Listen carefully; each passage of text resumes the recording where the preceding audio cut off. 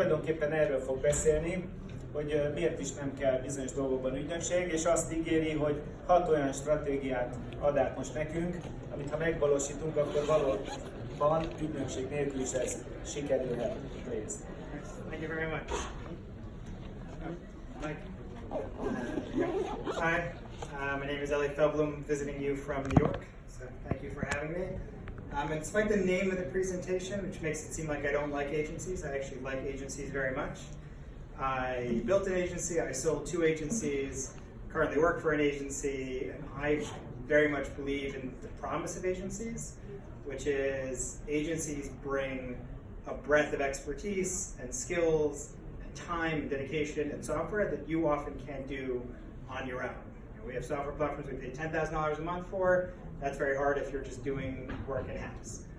But agencies seem to make it seem like there's this secret sauce, I don't know if that translates in Hungarian, that's behind everything that they do, and that's not necessarily the case. There are a lot of things that you can do that you don't need an agency for. And to get there, we're really just going to need to sort of dispel some myths and dispense some hard truths. Tell you things that maybe you don't want to hear, but you need to hear, and if you hear those things, you're going to be able to do a lot without an agency. Everybody hear me without the mic? Okay, good. So we're going to talk about what some of those things are, and ideally this is more of a conversation. So if you have questions, I'll leave time at the end. You can always come find me, and I can help you brainstorm and do some of the things that we talk about here. We're only going to talk about 6 things, because I want you to be able to leave this room or take out your laptop in this room and actually do those 6 things.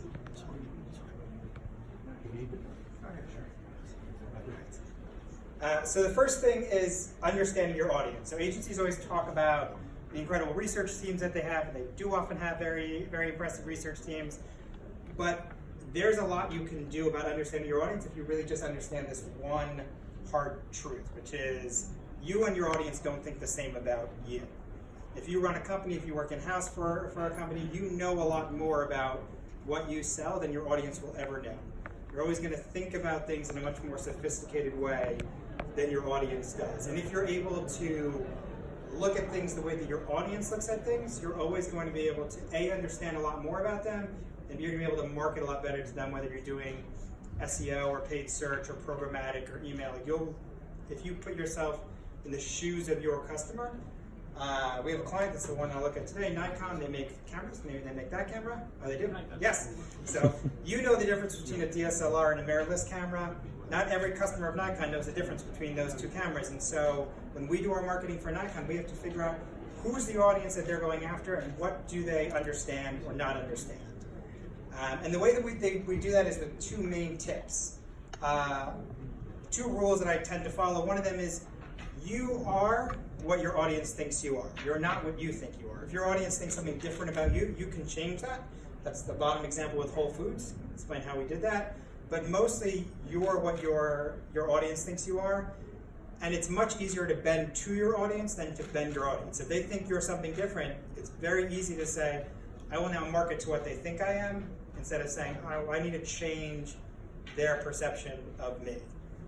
The really easiest way to do that, if there were other sessions here about SEO, you probably heard about a bunch of keyword research tools. The best keyword research tool is whatever tool you like using. I personally am a big fan of Google Trends. So if we have some extra time, maybe I'll dive in at the end and show you how to do this. But if you go to Google Trends, you can enter in not just search terms, but you can enter in what Google calls entities. You can enter in the name of your company, the name of your brand, the name of a product, like a camera, and you can see not just keywords that are related to that, but what do people think about that brand? How does that change over time? How does that change location by location? How is that different in Hungary than it is in the US? And by doing that, and then you can also restrict by different categories, so you could say, you know what, I only want to see what people in the technology space or the banking space think about my category. I want to see only what millennial women, I got this morning from a client, what do millennial women think about my beauty product?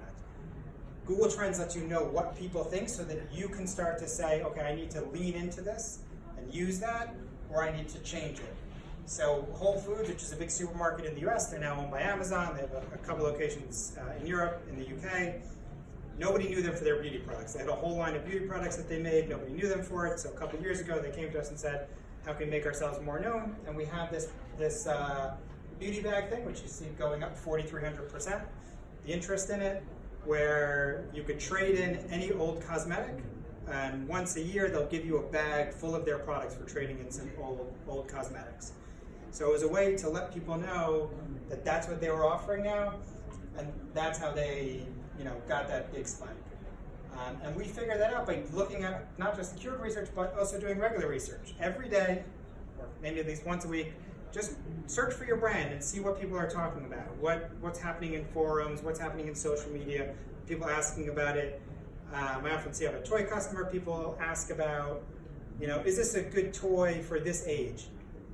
And then other parents come and respond, and a lot of them say, no, it's too difficult for a 3-year-old, or the parts get lost too easily, buy something else.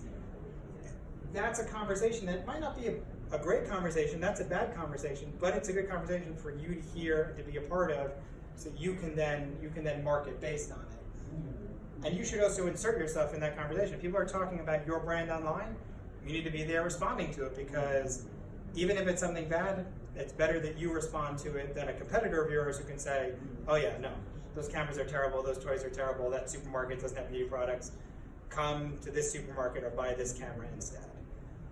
And when you take all that together, you're able to do the kind of research that agencies offer and make the campaigns that agencies make. So when Nikon released their camera, Z6 and Z7, it's a new mirrorless camera that they offer. I won't go into differences between mirrorless and regular cameras right now. But we found that people love the camera. It should be great. People love the camera. But Nikon said, well, people aren't buying as many as we thought. If they love the camera, if everybody on social media is saying how great the camera is, why aren't more people buying it? And when we did the research, we did the keyword research, we looked in the forums, what we found is what people were searching for the most was about lenses, their existing lenses, their Nikon lenses that they bought 10 years ago, their Nikkor lenses that they bought. Could they use those with the new camera? And the answer was no, unless you bought an adapter. So we made a promotion, you can see here, where if you bought the camera, you got the free adapter. And once we did that, we were able to skyrocket sales for the brand. Just because, 10, 20 minutes, 30 minutes of research to figure out what was happening, that's something that agencies do all the time that you can do on your own. And basically, by understanding that your customers might not understand everything that you understand, build these great campaigns. Another thing that agencies tell you all the time, you're going to see a lot of similar themes here about research and understanding audience, is that they have to run their social media for you. They're going to do a much better job. They know all these secrets of social media. They're going to figure out how to get you all this engagement on Instagram and Facebook and Twitter. The truth is, it's not so hard to get engagement, to get followers, etc. if you understand who your followers are. The most important thing is they're not your friends. They're not even your fans. They like a product of yours, they like a single service of yours, and they decided to follow you because at one point it was advantageous for them to follow you. It doesn't mean they're going to like everything that you do, but you can get them to do more if you follow basically 2 rules, 2 very simple rules of social media. Number 1 is people like people. The biggest mistake that most companies make is they will spend all this money, they'll do a great shot of their product, nobody likes it. If you do a shot of somebody using your product, you'll see your likes, your engagement grow up dramatically, because people are on social media because it's social. If they're not looking at stuff that their friends are doing or celebrities that they aspire to are doing, they want to see real people doing things. So the difference between a picture of a pool and a picture of a house and a picture of people standing in front of a house that they bought is dramatic, because when they see people in front of an awesome house and they click through Instagram story and they see this amazing kitchen and a smart house and it does all this stuff and it has a pool, that's exciting because I can picture myself where those people are who are buying the house. But if it's just the house on its own, that doesn't tell me very much. And the other big secret, and this is sort of the biggest secret that almost everybody makes a mistake of, is if you want engagement from your followers, you have to ask for engagement. If you want to know how they feel about this house, ask them, do you like this house?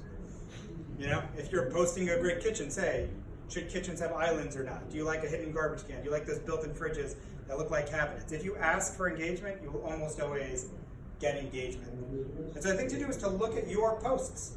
Look at all your posts. You can use tools. There are great tools out there, Rival IQ, Shareably, but you can just do it manually. Just take an hour or 2, get an intern, look through all of the posts from like the past year and see which ones have performed well, and then figure out why did they perform well, and figure out based on that, what are the types of posts I should be making. Do the same for your competitors. You have direct competitors, people who sell the same thing that you do. You have indirect competitors. If I'm going to take, if I'm Uber, my competitor is not just Lyft, my competitor is walking, my competitor is the bus and the train, and my competitor is staying home. Right? Like those are my indirect competitors that someone might do instead of taking an Uber. And then you have aspirational competitors. You might love a brand on social media. Look at what they do and figure out why does what they do work, and use that for yourself. The best thing that you can do, and I say this a lot, is find the white space. Figure out what your competitors are not doing that you did once that worked, and dive into that. Because if you do that, you can really make your social media grow and pop. And a good example is we have this brand Munchkin. They make baby goods, sippy cups, stuff like that.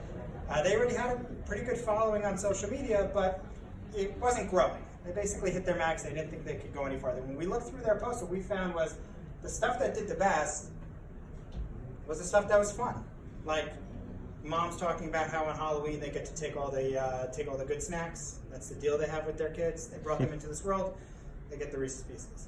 And for April Fool's one day, they did a sippy cup with wine. Everybody loved it. So we released a real sippy cup for adults. And it sold out.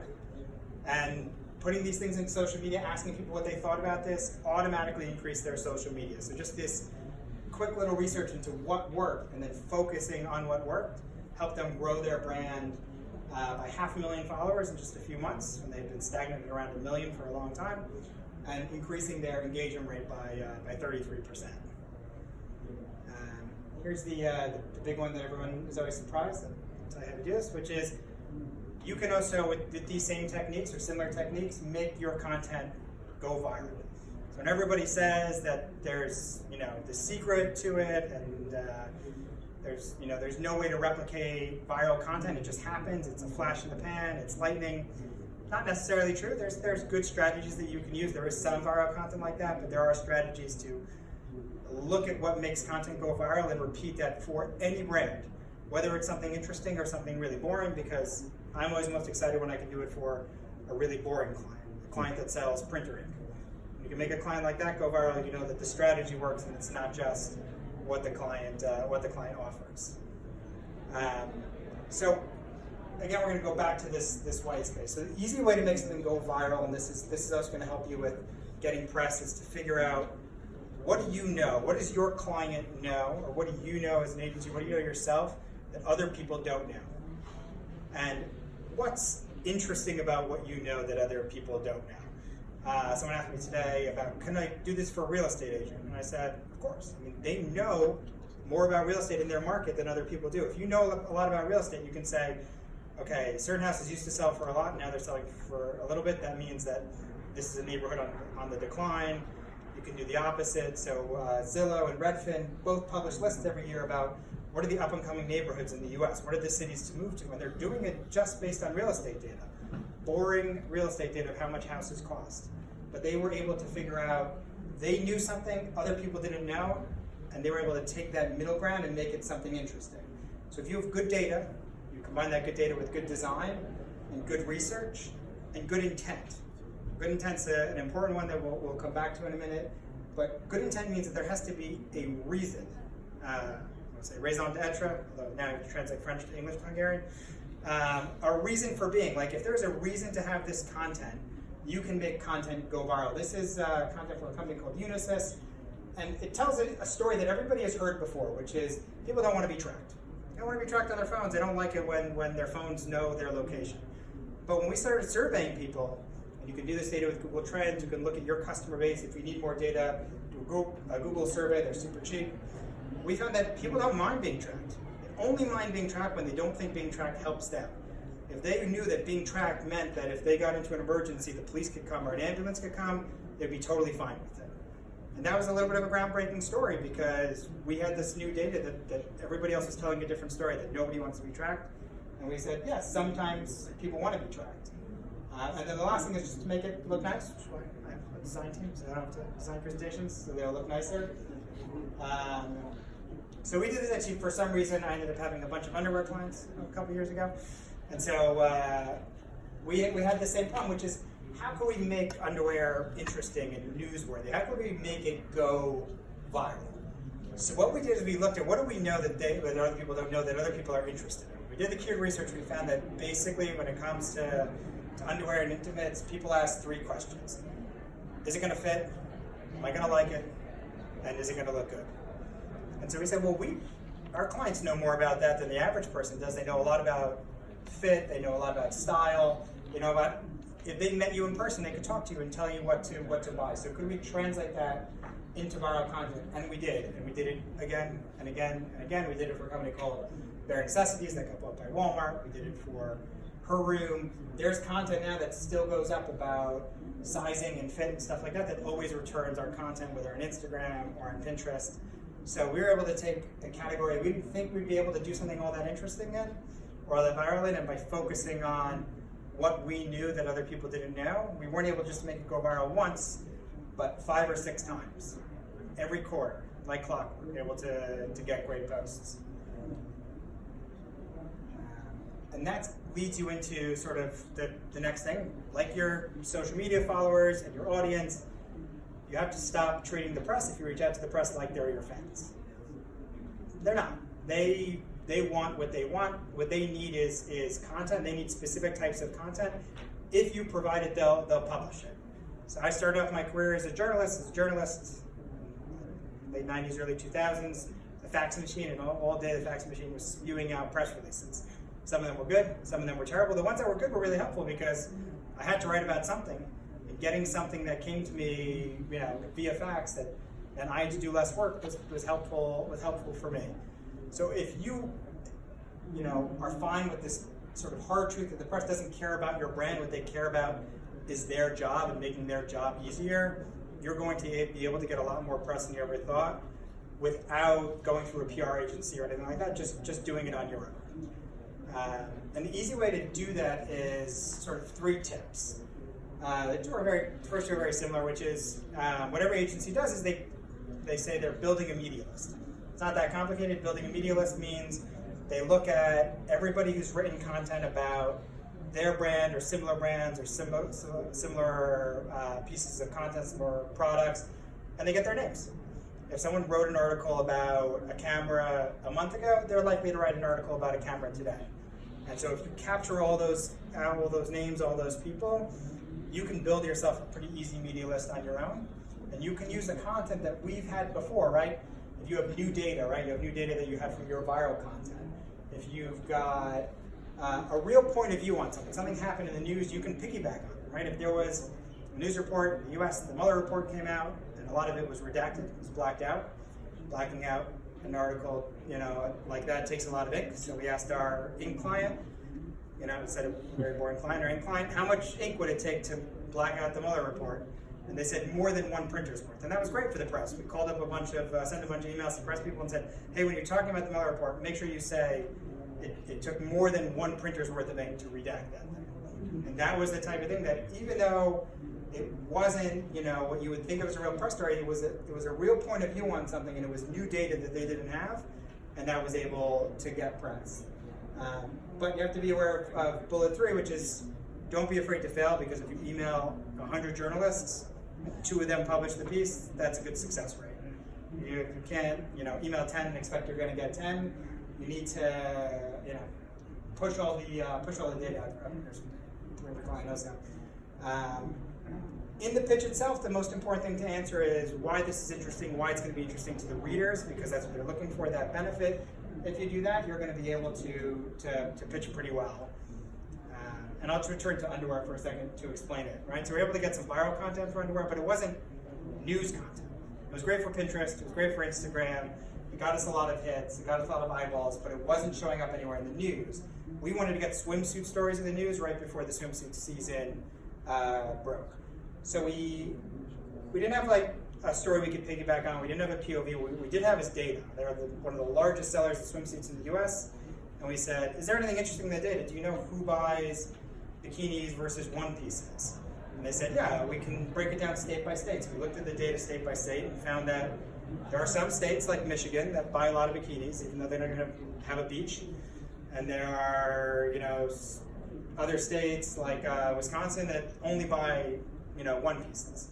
So we said, can we do a survey and match up that data with what kind of body confidence people have? Does that match up? The higher the body confidence, the more likely they are to buy a bikini, and vice versa. And when we did the data, we were able to figure out sort of state by state how people felt about their bodies, how that influences their purchases. And when we released that data and sent it out to all this different state press, we do the same country by country in Europe, we got a ton of hits. We got something like 30 or 40 press hits from that. We're not a PR agency, or now it was bought by one, but we weren't a PR agency then. Just a bunch of people in an office in New Jersey who figured this out, sent a bunch of emails, and got in USA Today and Bella and Yahoo and a bunch of really great publications, just because we had an interesting piece of data that other people didn't have. And by capitalizing on that, by figuring out what we knew that they did, we were able to get press all on our own. All right, so sorry to keep being the bearer of bad news. I keep telling you that everybody, your customers, your followers, your press, they don't act the way that you think that they do. It's the same for Google. Google does not act like you think. Google only knows about you if you tell Google who you are. So they will know, if you search for the name of your brand, they'll know to return your brand to Google, but they don't understand that you are a brand unless you tell Google that you are a brand. And if you want that great data from Google Trends that says, this is not just what people think about your keyword, Nikon, but this is what people think about the brand Nikon, you need to explain to Google who you are. And this is especially important if you're new. You're, a new product, a new offering, a new service. That's something you really need to do. So you need to figure out, first of all, who you are. Are you a brand? Are you a product? Are you a national company, an international company? If you have offices in New York and in London, is one of them a branch, or is one of them just an office that's in New York or that's in London? An easy way to do it is just look at other companies that you think are similar to you and see how they sort of structure themselves. Read their Wikipedia pages, look at their Google My Business page, look at their website, learn who they say they are, and then you need to do the same. You need to go to Google. First, go to the search results, see how you look at the search results. Is that accurate? If you're a national business and you search for yourself in Google, it shouldn't say that you close at 5 p.m. Maybe your local office closes at 5 p.m., but if you're Nikon or Walmart or Viacom, you don't close at 5 p.m., just the office closes at 5 p.m., so you're not accurately displayed in the search results. So you should go to, there's a tool called Wikidata, there's Wikipedia. Those two things power a lot of what Google knows about you. You should be there editing them. If you have any questions about how to do that, I can help out. Same with your site. There's something in the background of your site called structured data. It's powered by a company called schema.org. You could visit that site, schema.org. It'll explain everything. You need to understand how Google looks at your business and whether or not that's accurate. And if your competitors are doing it right, feel free to copy them. That's something very important. And if you see that people are asking questions about your business, if you have a beauty product and people ask, how should this beauty product be used, and you're not answering that question, Google wants to know more about you, you're not answering it, and make sure any question that's being asked, you're answering on your site. And doing that can help you really change how you look in the search results. I'm going to talk about two examples. The one that's on the screen here right now is a American Football League that started this past year called the Alliance of American Football. They came to us and they said, we want to look exactly like the NFL. We want to make sure if someone searches for a player, or team, or stadium, or coach, we show up the same way the NFL shows up. And so we looked at how the NFL did it, and we basically copied it for them. We made sure that their teams and their coaches and their players had Wikipedia pages. We made sure that on their site they had the same sort of information that the NFL did, number of teams, number of seasons, when it was founded, who their TV partners were. And doing that sort of rinse and repeat, that made it look like they were much bigger than they were. They were a small sort of startup league, and they were able to look as big as the NFL does, and the NFL in the US is huge. I noticed that Viacom was here, so we'll talk about, we did it for Viacom. Also, Viacom came to us a lot when they were starting shows, so for a bunch of VH1 shows and Nick shows. They said, we want to make sure that anybody searches for any character who's on one of these shows. First one I ever did was Jersey Shore. Works for me coming from Jersey. And they said anybody that searches for Snooki, for anybody, we want to make sure that they see that she is not just a personality who's on Twitter and Instagram and has her own website and has her own product line, but that she is a character on Jersey Shore. So we made sure that everything around any Viacom property was showing up in the search results the way that they wanted it to. And again, that's something that you can really easily do on your own by looking at what competitors do to make that happen. And Wikidata is a site you can edit yourself. Wikipedia is a site you can edit yourself. Make sure that things are represented correctly there. They'll show up that way in the search results. All right, so we've talked about a lot of different types of content. We talked about content that we want to work for social media, content that we want to give to the press, content that we think is viral worthy or earned worthy, content that's so good that people are going to want to share it. But that is not all the content on your site. That's maybe a fraction of the content on your site. What about the rest of the content on your site? Can you optimize all of your content? And so there's a good side and a bad side here. The bad side is the hard truth, which is good content's not good enough. If you just have good content and you think it's good, that's most of the battle, but that's not all of it. The upside is that you really can optimize literally every piece of content that's on your site. As long as you remember a few things. One is we have to come back to the beginning with us being more sophisticated than our audience, right? We need to remember that research really should be dictating everything that we do. So we need to let users, our readers, or our users, dictate what we write. So if people are, the small differences in the way that people search for things are things that we need to bear in mind when we put content up on our site.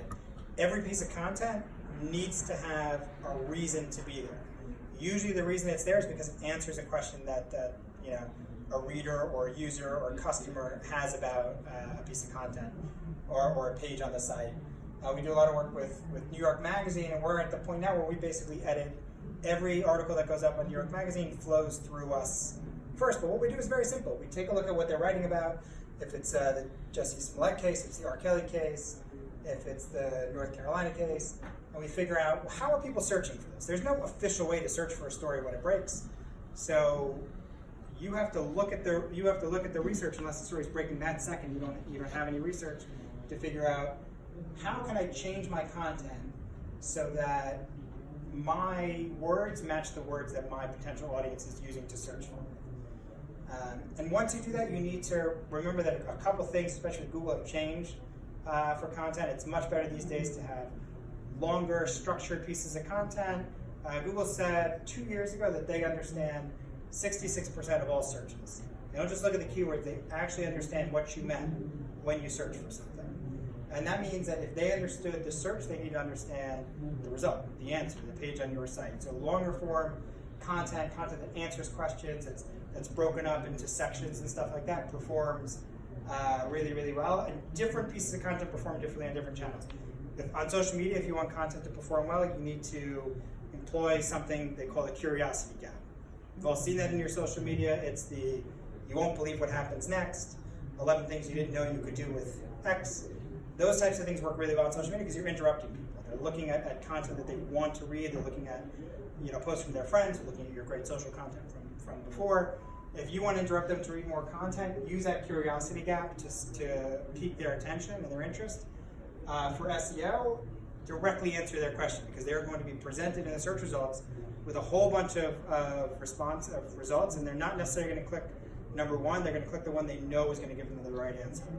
So if one of them says you won't guess what happens next, and one of them tells you what happens next, they'll click the one that tells them what happens next. So we take good content and we sort of change it for different types of media.